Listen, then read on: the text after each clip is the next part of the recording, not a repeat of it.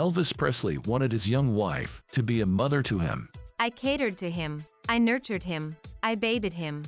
recalled Priscilla Presley. Elvis met 14-year-old Priscilla in Germany in 1959. She was the stepchild of an Air Force officer.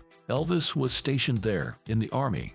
They had a 10-year age gap, yet they spent time together at parties. Their romance slowly blossomed.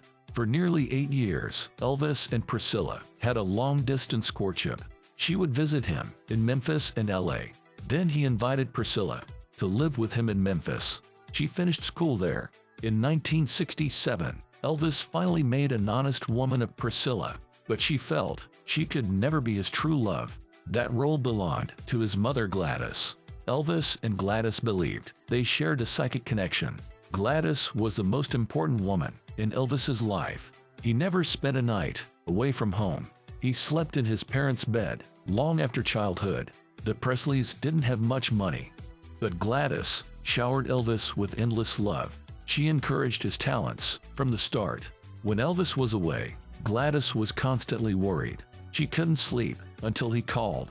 Elvis was touring on the road one night. His car unexpectedly caught fire while driving. He narrowly escaped with his life.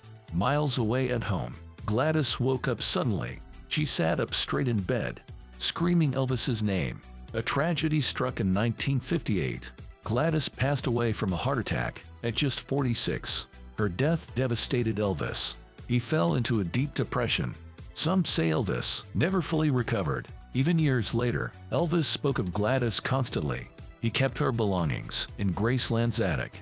I felt Gladys' presence in that little room, also her grief and loneliness, wrote Priscilla. She never met her mother-in-law, but Elvis told her at one point, I just wish Mama could have been here to meet you.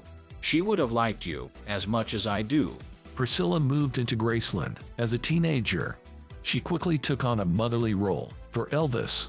She juggled high school with running the household. Elvis slept very late into the afternoons. So after school, Priscilla prepared his breakfast. She ensured everything was perfect before he awoke. I loved babying Elvis, she stated in her memoir. However, their marriage hit turbulent times pretty quickly. Elvis struggled with substance abuse and infidelity. Priscilla felt neglected and alone. In 1973, after 6 years as Elvis's spouse, Priscilla filed for divorce.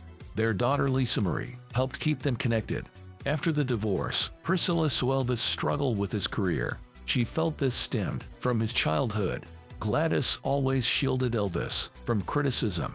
She only saved positive reviews in scrapbooks. Years after Gladys's death, Elvis still rejected constructive feedback. He insisted on only hearing praise.